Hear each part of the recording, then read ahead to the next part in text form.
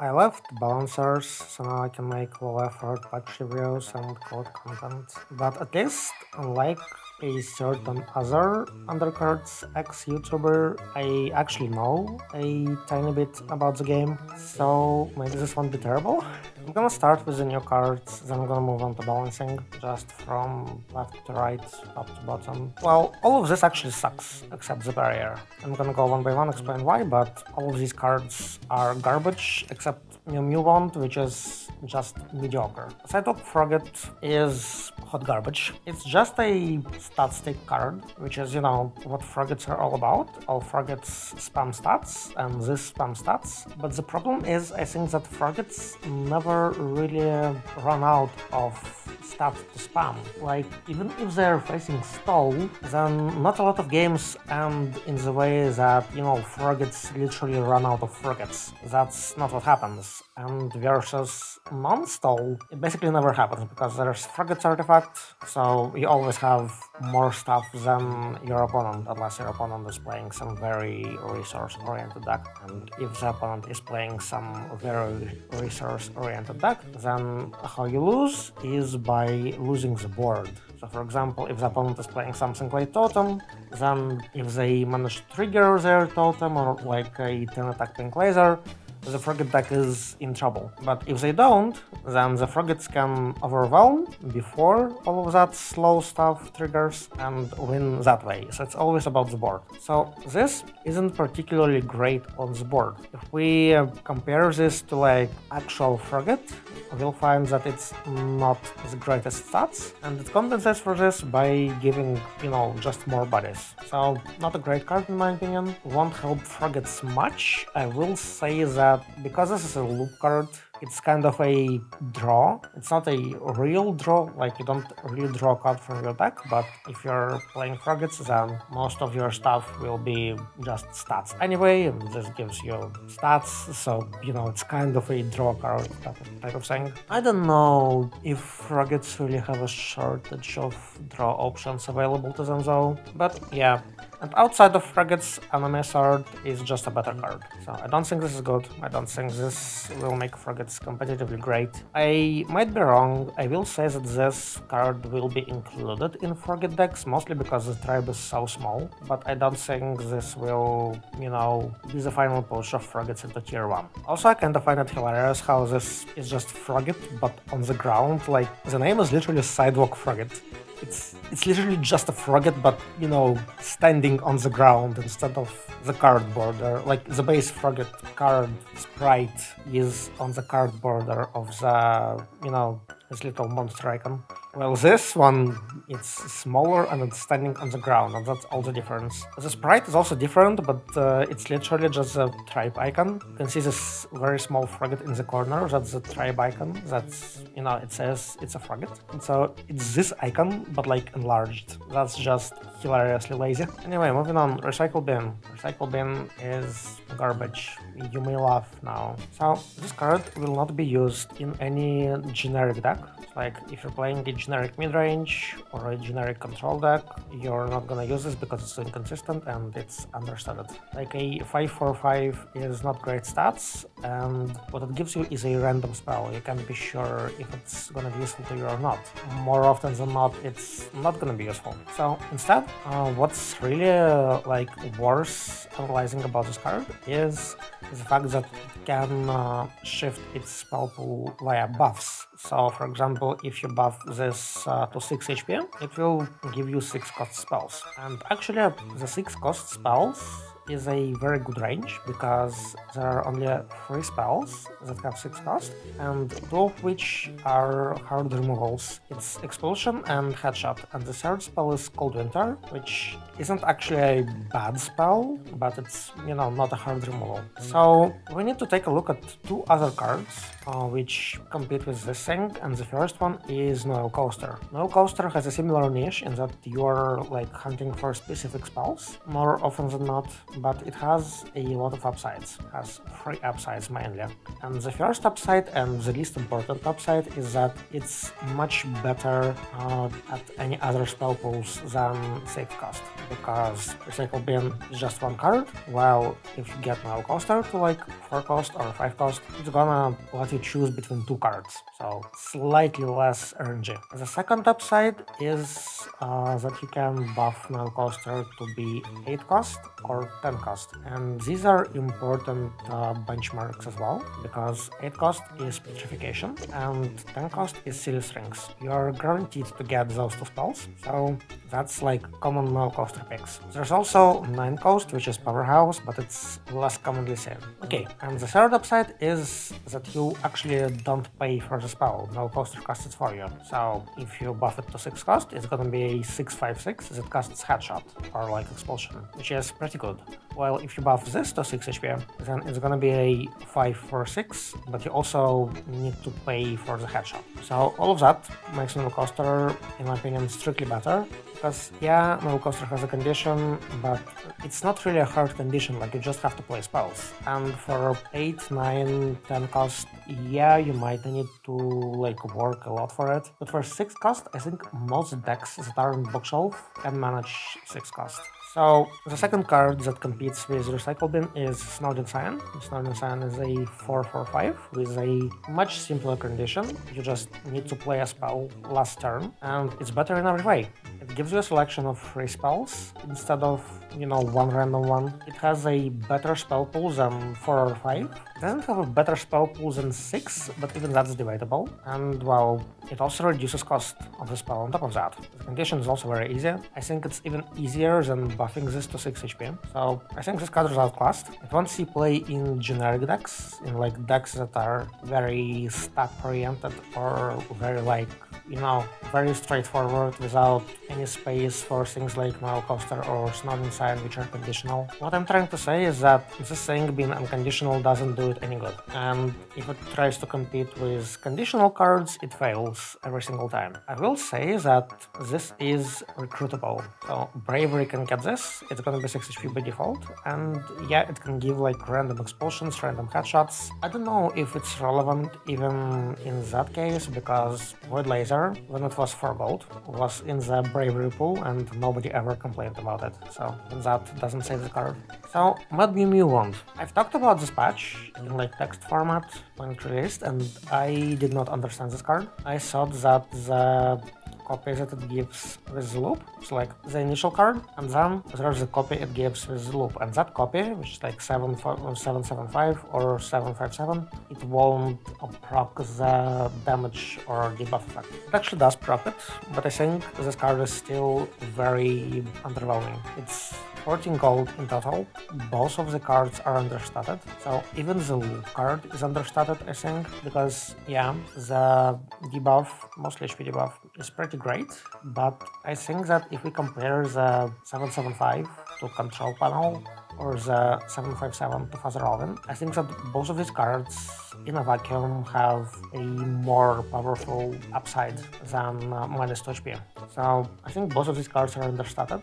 Like, not both of these cards, of course, but both copies. 755 is horrendous, and 775, 757 is also, like, it's not horrendous, but mediocre. But I previously said that this card is unplayable. Now I don't think it's unplayable. I think it's boosted by, you know, the copy actually triggering the magic effect. It's boosted to playability, and it's boosted to playability only because it's a 7 cost card with loop. And what this means is that if you run 2 of these in a totem deck, you get 4 totem procs on 2 deck slots, which is really good because totem is a very slot greedy deck. It often doesn't have enough space for everything it needs to run. So this sort of space compression will be very welcomed for totem. But other than that, I don't see any deck that wants this. Lastly, the barrier. The barrier is a broken card, I think, but I am not sure on how optimal it is to use install. I've tried it install. It's definitely a card that enables a lot of play patterns that stall didn't have back in the day, like what the barrier wasn't a thing. Because what the barrier lets you do is it lets you ditch most of your value cards that you wouldn't otherwise run. Like for example Snoil, I still run Snoil because Snoil is a very good card. Watch my video about why. But I don't run something like Muffet or a second Void Laser anymore, because I think that these cards have no real place in stall, except for the fact that they give antiquity. Muffet is a hot take, but Muffet is very bricky, and Muffet basically does everything that Stall already has in spades. Like, Muffet isn't really good tempo, it eats a lot of gold, and in mid-range and control decks, Muffet is good because it's a very handy burn tech that also gives you a lot of resource, but Stall already naturally plays a lot of burn techs and a lot of resources. So where Muffet shines is Vessel decks, which can, triple her resource output, and that's great. But since Vessel is a DT, no Muffet.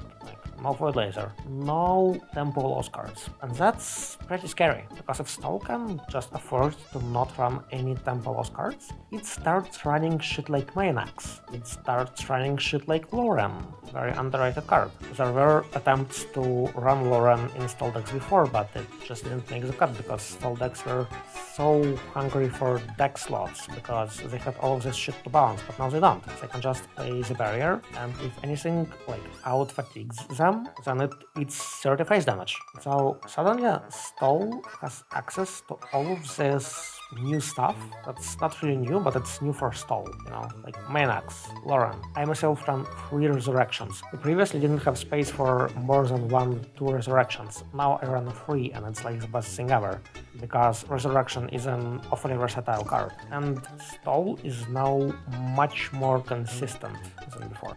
I will be talking about the barrier more as we go on, because a lot of changes here also have something to do with the barrier and its place in the meta. So I'll give my final thoughts on this card when I finish this. So Fishing Rod, it's a filler change, I think, but it's a usable filler. Fishing Rod is a free with turn and draw card, and I think that's gonna be usable in Zoo, maybe, huge maybe. It has potential to be usable in Zoo, I will say this. There's some competition, but what's the competition? Dusty Chest comes to mind, I think. Yeah, I think this can compete with Dusty Chest, actually. Yeah, Fishing Rod has some potential in Zoo, but just potential. I don't think it's gonna be used in a top tier deck anytime soon.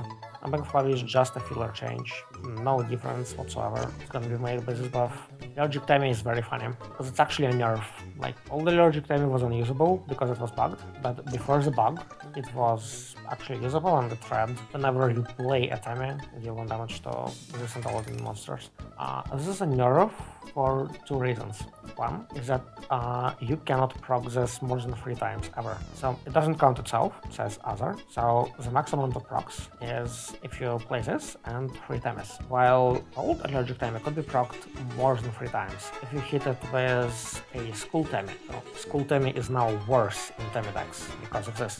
If you hit it with Timing Statue is now slightly worse in Timing decks because of this. And if you hit it with Power Artifact, again, Power Artifact is now slightly worse in Timing decks because of this. So Power wasn't common in Timing decks, but it was a pick, it was viable. So if you had something to make your Allergic Timing 4 HP, then it would proc 4 times, or more if you gave it more HP. But now, this can't. It's a hard cap. And another thing is actually Timmy Statue, because Timmy Statue is now made worse. Timmy Statue is a 1/5, it buffs your shit. So what you used to be able to do is you used to be able to play Allergic Timmy, and if your board has a Timmy Statue that you don't want to kill off, you could play Timmy, another Timmy, attack with the Timmy into some monster, and then play another Timmy, and your Allergic will proc 3 times. But now, because Allergic procs only when you have a board on Magic, it's a one-time effect, then it runs into a board slot problem.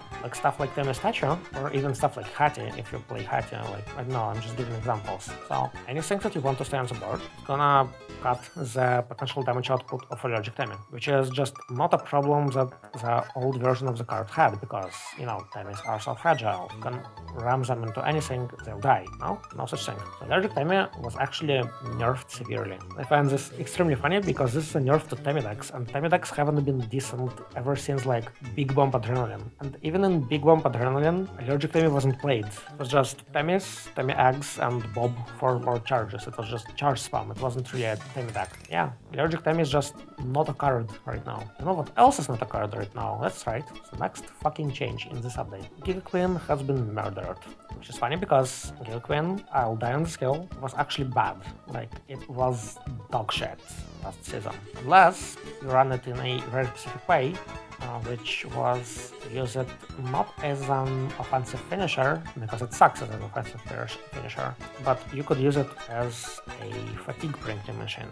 Like, it shuffles 12 cards into your deck. Yeah, and you could even pair it with Mousewheel, because Mousewheel is very easy to trigger. You can just play 2 Lauren, 1 Captain Rolls, and that's it. You have Mousewheel triggered. You can also couple this with Parasitism, and what's funny is that all of these things are viable picks for anything slow. So if you build slow Giga Queen, all of this just fits naturally into your deck. You don't need to make any special commitment. So basically you can play Giga Queen and have it be like plus 20 anti-fatigue or more. Now you can do this. So the actual like overpowered aspect of this card was taken away, which is cool, but the aspect of this card that was dog shit is now even more dog shit. We'll see why later, like Giga Kick was nerfed. Yeah, now I'll actually talk about why I think Giga Queen was dog shit, because I know that people will burn me at the stake, because wow, Giga Queen is so unfair. It comes in the game and it wins.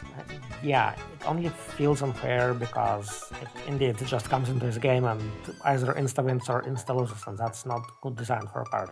So like, Giga Kick was the problem, and what needed to happen was that you needed to have 20 gold, you needed to play all of these unique fucking cards. You also needed to have a decently full hand for, you know, the Giga Kicks to actually have a chance to proc, or like high roll like a madman, but like any card at high roll, so it doesn't really count. The problem is that if you compare Giga Queen to something like, you know, the present barrier, then you can see the obvious discrepancy in effects. Barrier almost always just wins the moment it gets played, while Giga Queen has all of these special conditions, like you need 10 unique token cards, you need a decently full hand, and even then you still can get fucked over by RNG. Meanwhile, the barrier has no real condition, yeah, it just needs the smallest dust pile, but late game the smallest dust pile will always be sufficient to do a huge chunk of damage, and if not, then your opponent is probably using something like the Heroine or Seedlings or like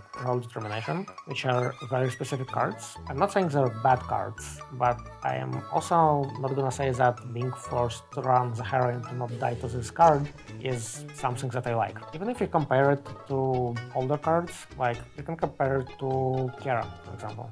Kiara actually counters Giga Queen, but also Kiara removes like 5, 6, and maybe even 10 if you run Vitality and Keepers, like if you run Stall. But in non-Stall, it still can remove 5, 6 monsters. It's also a 10-10, but you know, Giga Queen also has stats. Without condition. You can play character on 7 if your opponent is too passive, and if they're playing a control deck instead of a stall deck, then they basically lost. Giga Queen always comes late game, and Giga Queen, on average, I would say removes like about the same amount of monsters, just because it comes into the game so late. So yeah, I don't think Giga Queen is OP. It's actually quite hard to win with Giga Queen if you don't like just burst the opponent down as the turn comes in, because Giga Queen has a lot of counterplay, much more than the barrier. Like the barrier forces you to run very specific cards. Giga Queen is countered by any form of status debuff. Like you can literally debuff Giga Queen and leave it there. That's a viable thing you can do. And then you can build your own board and threaten to swing phase.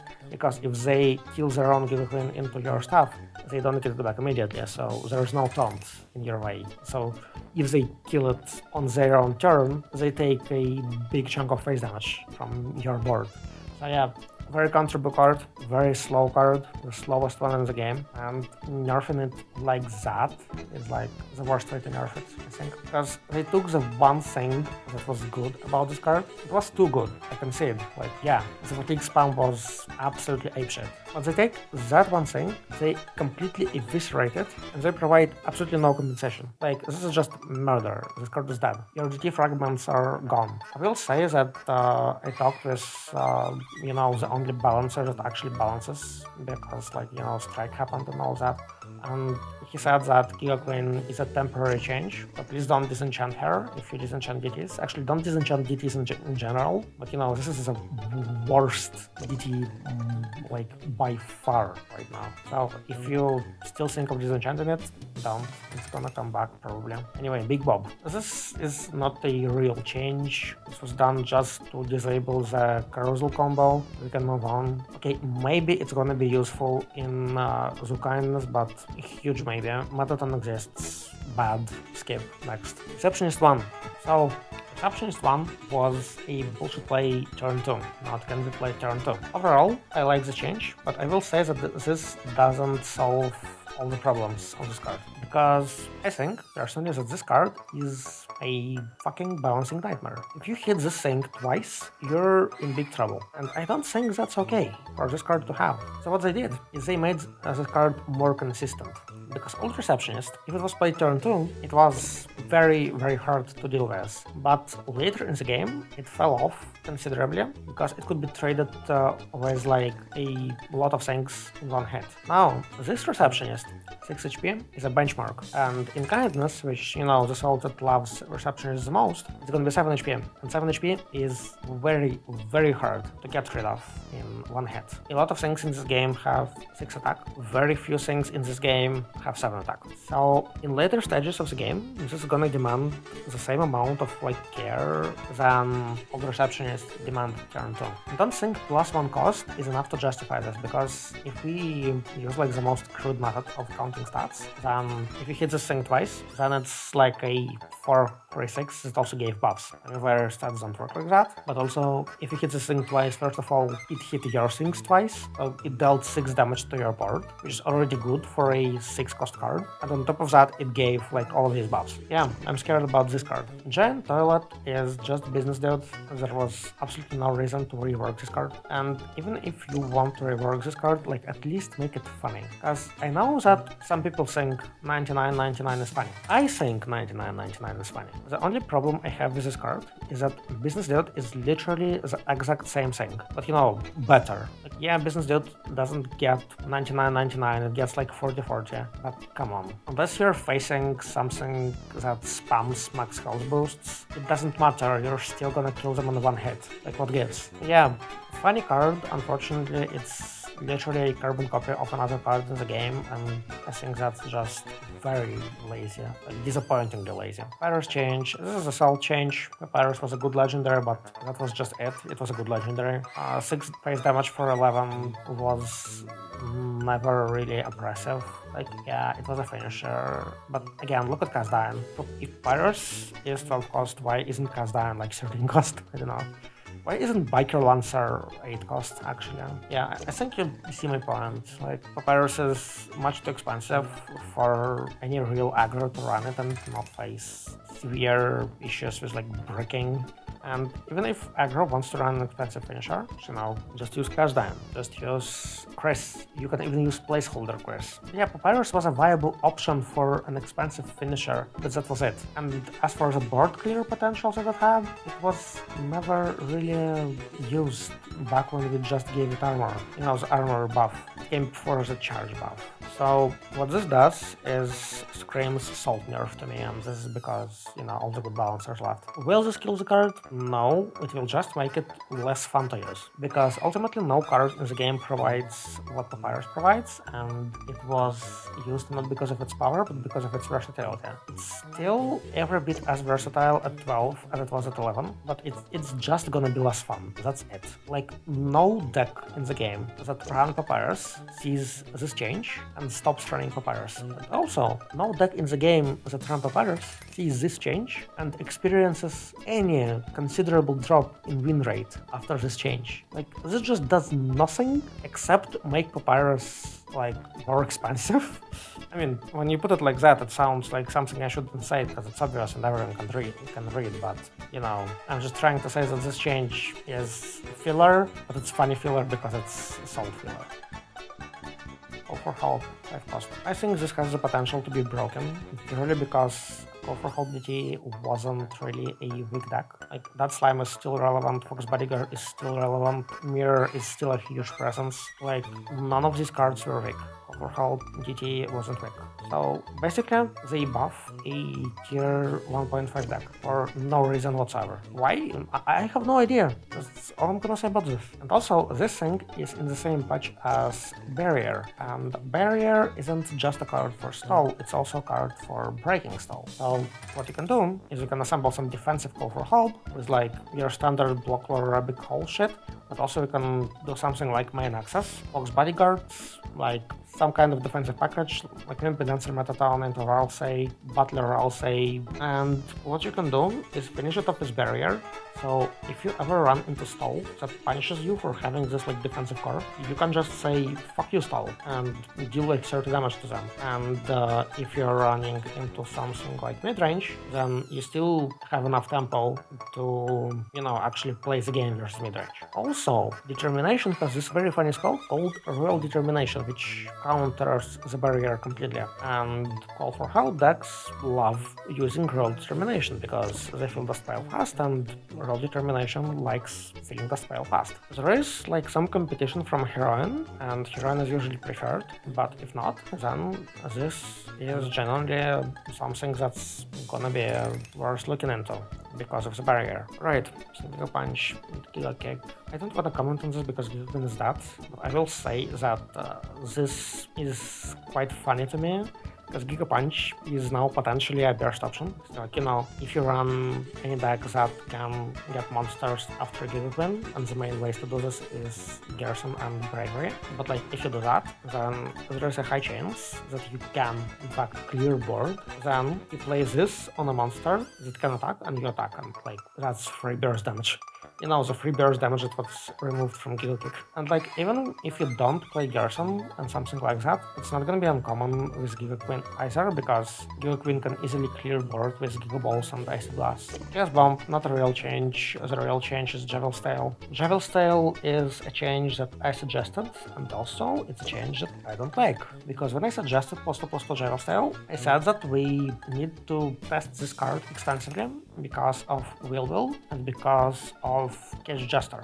And Cage Jester actually loves being paired with Vessel already. Now it has even bigger synergy with Vessel, which is like insane. So I actually think that Javel's Tail and, you know, Cage Jester is gonna be broken. Like, Cage Jester might be tier 0, will be probably tier 1. Cage Jester, first of all, it beats Stall. With this, it used to be unable to beat Stall, now it beats Stall. It beats any slower deck, in fact. Like, if Cage Jester is, you know, on the board, and the Vessel combo and like Ice Replicas and all this stuff actually goes online, you either win in like a couple turns. Actually, no, you win next turn because Chaos Bomb also heals, or you fucking die. Like, I don't see how any deck could beat this. Maybe like a very big Snowgrave could beat this. That's the only way I can see. I don't think even Kara beats this. Maybe Kara has a chance. You know, shit's bad when I say Kara, the ultimate monster remover in the game, has a chance. Like, this is fucking unreal. I don't think this card was tested, like, whatsoever, because, you know, no team. High Omnicham. Yeah, this is OP. The only problem is, of course, getting 2 Cage Jester through the early game. And I think that's actually pretty simple, because you have all of these annoying 3 drops, you have all your taunts and shit in the form of Eggplant Trashback. If you just know how to build fast defensive decks, which is a novel archetype for most UC players, but if you have card game experience or Undercards experience, and you know how to build fast and defensive decks, abuse to your heart's content, because this is broken. And, you know, humorously enough, Javel itself is actually fine with this. You know, placeholder Chris exists in the game. Another chance, Soul Change. I have no idea why they did this. This is a shit change. The only deck that used Another Chance in like high-ish ladder is Hyperlinks, so this is a Hyperlink nerf. I think that's enough about this change. It's like, says a lot about society. Yeah, this is a Hyperlink nerf. I already talked about Giga Kick. Irresistible Deal is a flavor change. I like it. Parasitism was changed to like not proc turn 3 specifically. Everything else about the artifact stays the same. They did this because turn 3 is a common turn for a lot of decks to actually start playing. This keeps the first 2 turns. So what you could do with Parasitism is you could run Sheridan's Agent or Caesar Dancer. Sheridan's Agent was the more common one, and you could deal a lot of damage to whatever comes in turn 3 and gain an advantage this way. It was pretty stupid. So yeah, cool change. So, about the barrier, and why I said that I would leave my thoughts on this card until the end. Well, the reason I wanted to go over all of this before the barrier was because of Giga Queen, of Call for Help, and of Papyrus, and of Javel Style. So Papyrus is the easy one. It's a nerf to Big Burst. It's not not an impactful nerf, but it's still something, and stall doesn't like when opponent plays big burst, so this is a tiny buff to stall, basically. What's more interesting is the death of Giga Queen and the introduction of Javel's Tail. The Giga Queen, if it wasn't dead, would be actually a viable method of counterplay against stall decks, and it gives a lot of intensity, and gives a lot of burst. That's cool. Now that this card is dead, the barrier lost a huge counter, so this makes the barrier even better. And Javel's Tail is the opposite. The barrier gained a huge counter, because Javel's Tail, like I said, it beats stall. Like, I don't think stall has any chance of winning, especially barrier stall. Kara stall might win. Barrier stall, no fucking chance. So, the decks that I think will be meta, it's gonna be two decks that will be defining the meta. The first is obviously the barrier. The barrier, even if I'm wrong and the barrier turns out to be complete dog shit, it's still gonna be a big presence because, you know, it's a new card, new DT. I've already talked about the barrier and I explained why I think it's broken and why I think it's gonna be meta defining. But the second thing that I think will be meta defining is Javel's Tail. And again, I already talked about Javel's Tail and Cage Jester, but also because the barrier will always like be somewhere on the ladder and Javel's Tail farms the barrier, that gives it a much needed push to be like a big meta threat. Now, am I saying that the meta will be just those two decks? No. I think that this meta has space for plenty other decks. When I say meta defining, I don't mean that, you know, you play this or you die.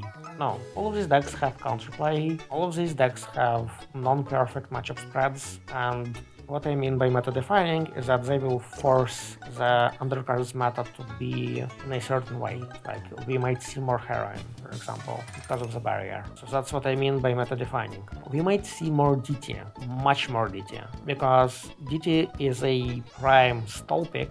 DT has big dust pile synergy. Call for Help was just buffed. Determination also has a royal invention that counters barrier. It also likes to run the heroine. Like, all of these factors combined form a very good climate for DT to strive in this meta. And Giga Queen was a who fucking cares about Giga Queen? Nobody cares about Giga Queen. Right, that's it.